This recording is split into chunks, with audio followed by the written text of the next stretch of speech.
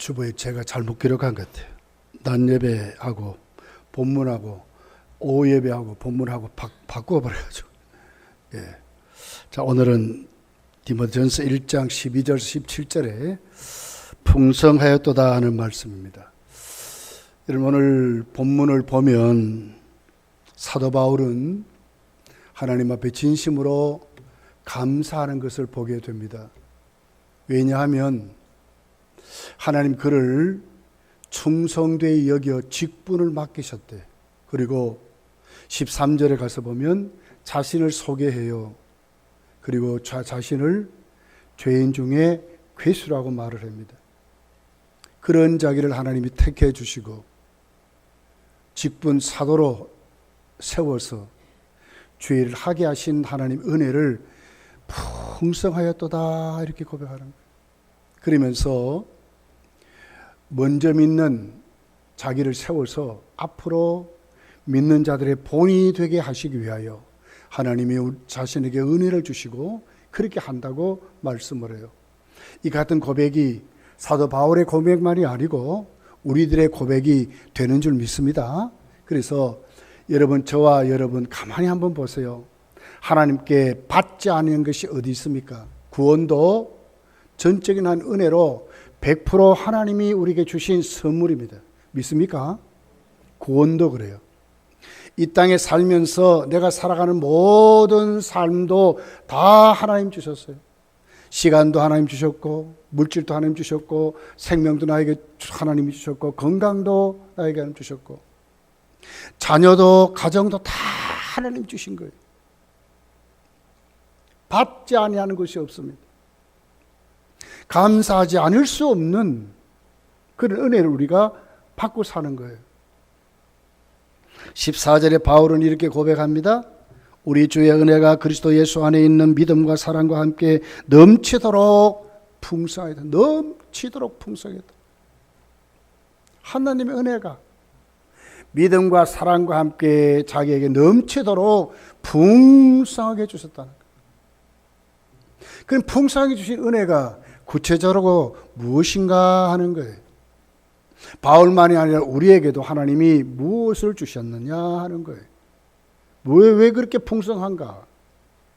12절에 보면 죄인 괴수 같은 바울을 하나님이 구원하시고 직분까지 주어서 하나님이 충성되이 여겨주신 은혜가 풍성하였다는 거예요. 죄를 제대로 갚고 만약에 허물을 허물대로 갚아버리면 사도 바울이 어떻게 여러분 사도가 되겠어요? 어떻게 구원을 받겠어요? 그런데 하나님 어떻게 했어요? 바울을 구원시킨 거예요. 망극한 은혜죠. 그래서 바울은 로마서를 보면 구원은 어떻게 은혜로 그리고 믿어서 구원받는다고 이렇게 말해요. 에베소서는 교회론입니다. 그 교회를 향해서 구원은 어떻게 이루어지느냐? 긍휼의 풍성한 하나님이 허물과 죄로 죽은 우리를 살렸다는 거예요. 그래서 하나님의 백성은 누구냐? 하나님이 우리에게 일방적으로 주신 혜택이다. 은혜다. 이렇게 말씀을 하는 거예요. 13절에 이렇게 기록합니다. 12절 13절에 나를 능하게 하신 그리스도 예수 우리 주께 내가 감사함은 나를 충성되이 여겨 내게 직분을 맡기심이니 내가 전에는 비방자요 박해자요 폭행자였으나 도리어 긍휼을 입은 것은 내가 믿지 않을 때 알지 못하고 행하였습니다. 알지 못하고 행한 것은 죄 아닙니까? 죄지요. 여기 보세요. 비방자요 그랬어요. 그리고 박해자요 그랬어요. 교회를 받게 했습니다. 예수 그리스도의 십자가의 도를 비방했습니다. 그리고 폭행자입니다. 성도들을 잡아서 매질하고 성도들을 잡아가는데 앞제비가 된 사람이에요. 하나님의 원수입니다. 복음의 원수입니다. 그런 바울을 하나님이 어떻게 해요? 은혜를 주셨다는 거예요. 이것이 풍성하다 그 말입니다. 그래서 에베소서는 긍휼에 풍성하신 하나님의 긍휼에 풍성하신 우리를 불쌍히 여기고 우리 약함을 아시고 우리 형편과 처지를 아시면서 하나님은 그것 보지 아니하시고 그 사랑이 우리를 덮어버려가지고 우리의 허물도 가리고 전적으로 타락한 우리를 다 덮어서 하나님 우리를 구원하셨다고 말씀해요. 그러면 한 걸음 더 나가서 바울은 뭐라고 그래요? 나를 충성되이 여겨주셨다는 거예요. 충성해서가 아니고요, 하나님이 충성되이 여겨주셔서 나에게 직분을 주었다고 이렇게 말하는 거예요. 예수 믿는 것도 감사합니다. 여러분, 성도라고 하는 이 성도의 이 명칭이 얼마나 고귀합니까? 세상의 회장보다요 더 고귀한 거예요. 여러분, 물건을 사러 가면요, 이렇게 처음에 파는 분이 그래요. 사장님, 그래, 사장님. 사장 아닌데. 저한테 사장님, 그래. 나 사장 아니요. 나 목사요. 그래서 목사. 세상에는요, 높이고 막 이렇게 해요. 자, 그냥 아무 연고도 없는 데다 사장님이라 부릅니다. 그러면 불신자들은 기분 좋아해요. 그러니까 그렇게 부르는 거예요. 하물며 우리가 성도로 불림을 받는 거예요. 천사도 흠모한대, 천사도.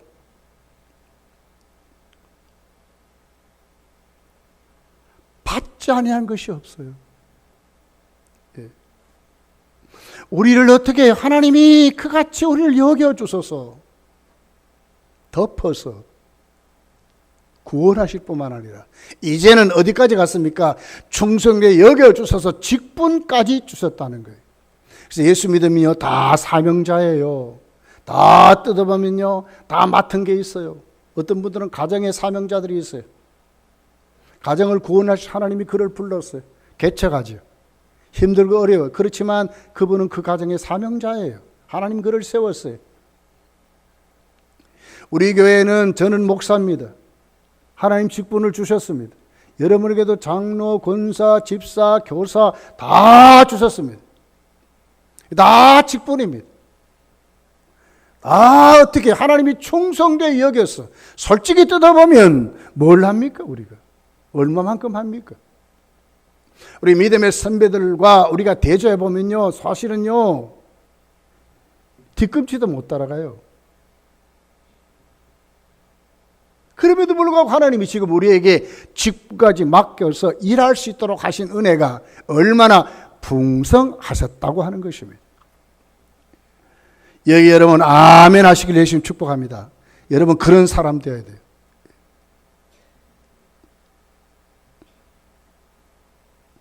솔직히 바울만 비방자입니까? 바울만 해방자입니까?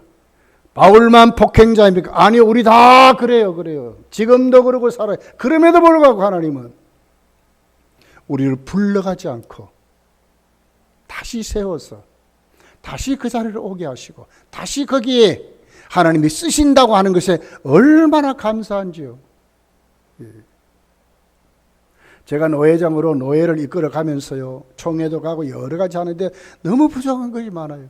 정말 앞서서 충성했던 노회장들 너무나 잘했어요. 제가 박수를 치고 막 그래요. 어떤 데는 그분들이 전화해서 어떻게 일했습니까? 저는 머리가 아파 죽겠습니다. 그럴 때가 많았어요. 다 이런 우리를 하나님이 쓰신다고 할 때 어떻게 해요? 하나님의 은혜가 풍성했다는 거예요. 믿으시길 예수님 축복합니다. 은혜가 풍성하기 때문에 그런다는 거예요. 은혜가 하나님의 은혜가 우리가 잘나서도 아니고요 못나서도 아니고요 내가 열심을 내서도 아니고요 내가 못 내서도 아니라 하나님의 은혜가 풍성해서 우리를 이 자리까지 하나님이 직분을 감당하게 하시고 구원받은 하나님의 자녀의 삶을 살게 하신다는 거예요. 감사하지 않습니까?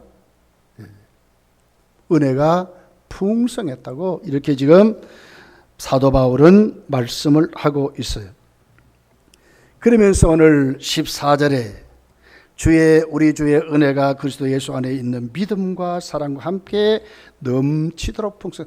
그냥이 아니라 믿음과 사랑과 함께 넘치도록 풍성해. 넘치도록 막 컬컬 넘치는 거예요. 거기에 우리에게 믿음 주셨습니다. 하나님의 뜨거운 피 끓는 사랑이 거기 있습니다. 그 은혜와 함께 아들까지 주신 그 사랑이 우리를 지금 붙잡고 있다고 하는 거예요. 솔직히 우리 자신들 다 내려놓으면 얼마나 우리가 못 앉는 게 너무 많잖아요. 예? 솔직히 우리 기도할 때마다 여러분 우리 회개하며 기도 안 합니까? 이 부족하기 때문에 그래요. 알고도 죄짓고 몰라서도 죄짓고 부족에 죄짓고 생각으로 죄짓고 마음으로 죄짓고 발걸음으로 죄짓고 손으로 죄짓고 눈으로 죄짓고 우리 그러고 살잖아요.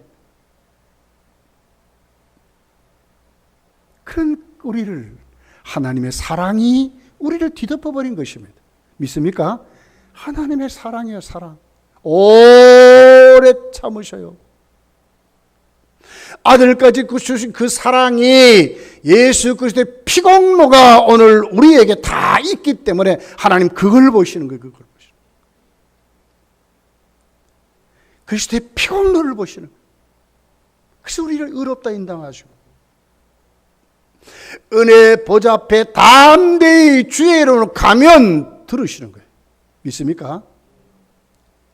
이어민 목사가 아무리 잘나도요 제 이름으로 가면 하나님 안 들으셔요. 아무리 못나도요 예수의 이름으로 가면 들으세요. 이게 사랑이에요. 사랑. 하나님의 사랑. 때로는 솔직히 우리 관심이 하나님의 나라보다도 세상 나라에 더 관심을 가질 때가 많잖아요. 우리 주 예수 그리스도라 고백하면서 솔직히 예수님을 나의 주인으로 모시는 얼마나 여러분 우리 그러고 삽니까? 솔직히 내가 더 의지하고 믿는 것이 정말 주님입니까? 그럴 때에 거기에 퀘스천 마크 붙는 사람 많아요. 저도 그래요. 때로는 사람 더 의지하고요. 때로는 내 방법을 더 의지하고요. 때로는 내 머리 굴림을 더 의지할 때가 많아요. 그러다가 아차 하고 하나님께 엎드려 회개할 때가 많아요. 솔직히 우리 다 그러잖아요. 그런데도 끊임없이 하나님이 인내하시며 우리를 어느 자리로 인도해요? 믿음의 자리로 인도하는 거예요. 믿습니까? 그래서 믿음에서 믿음으로 하는 말씀이에요. 하나님 우리를 그렇게 하세요.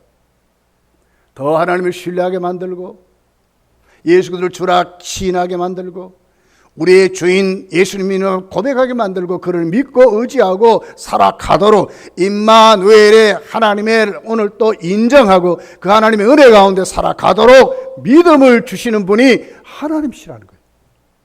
솔직히 저와 여러분이 뭘 많이 깨달아서 그렇게 되는 거 아닙니다. 하나님이 주시니까 그렇게 되는 거예요. 믿습니까? 하나님의 역사에 하나님의 역사에. 그래서 은혜가 풍성하다 하는 것입니다. 은혜가 풍성. 믿음과 사랑과 함께 풍성하다고 말하는 거예요. 죽도록 충성해도 갚을 길 없어요. 우리의 전 재산을 하나님께 다 드려도 갚을 길 없어요. 조금도 여러분 아까운 거 아닙니다. 왜요? 다 하나님이 주신 것이기 때문에. 다 하나님의 것이요. 하나님 것 아닌 것 한 가지도 없어요. 다 하나님 것입니다. 풍성하였도다. 무엇으로요? 주의 하나님의 은혜가 믿음과 사랑과 함께 풍성하였도다. 믿으시기를 예수 축복합니다. 하나님의 은혜가 믿음과 사랑과 함께.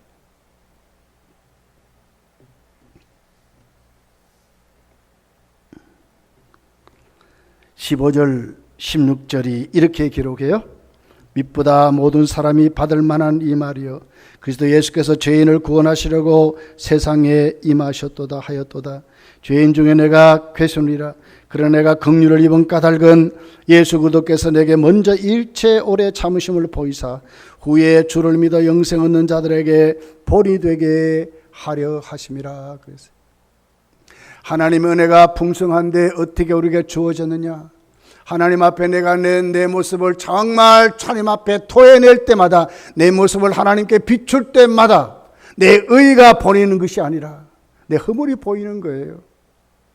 사도 바울이 여러분 오늘 디모데 전서를 기록할 때는 어떻게 해요? 마지막 서신 아닙니까?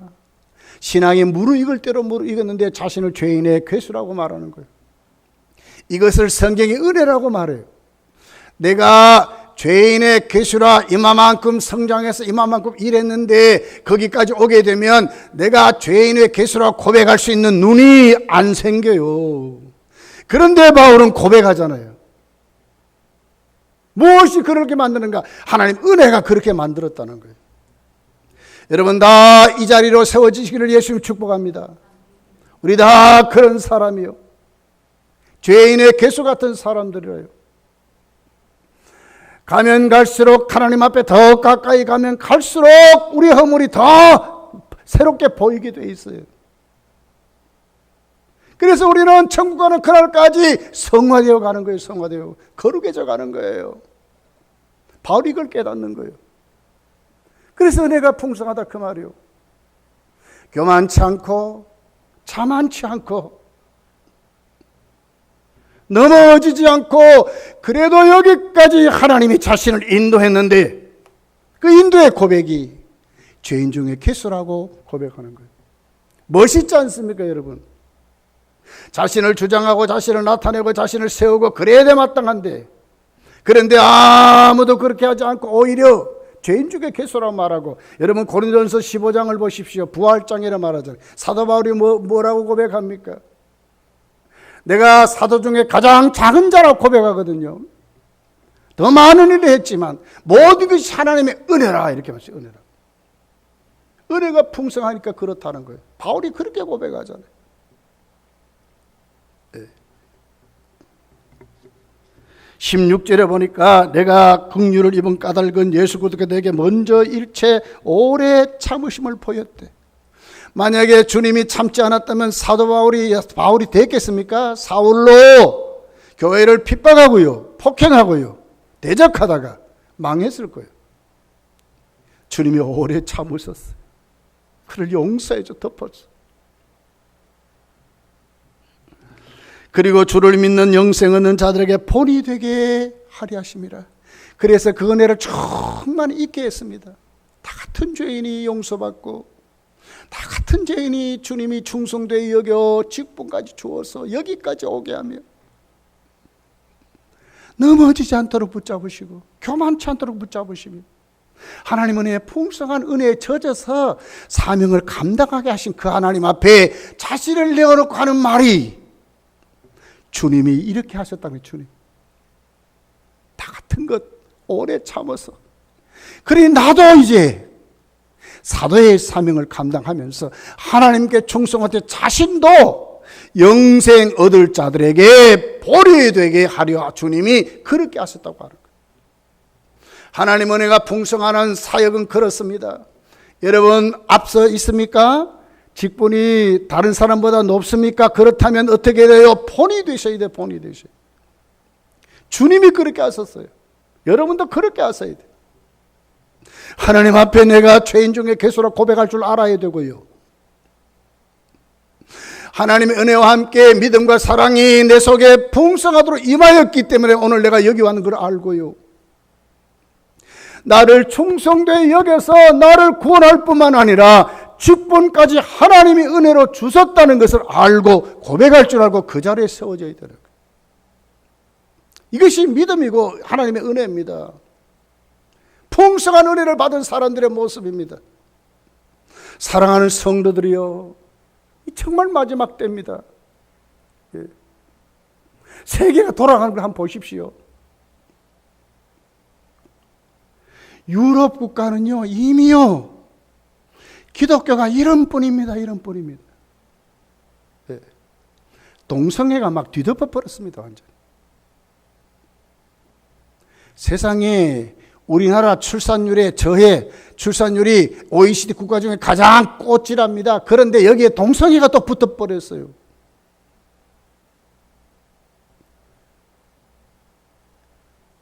가정이 파괴되는데 가정이 없어지는데요. 지금 이러고 있다. 진짜 마지막 때가 됐습니다. 진짜 이제 마지막 보루입니다. 동성애자들이 지금 춤을 추고 난리가 났습니다. 아주 조직적으로요 한답니다. 조직적으로.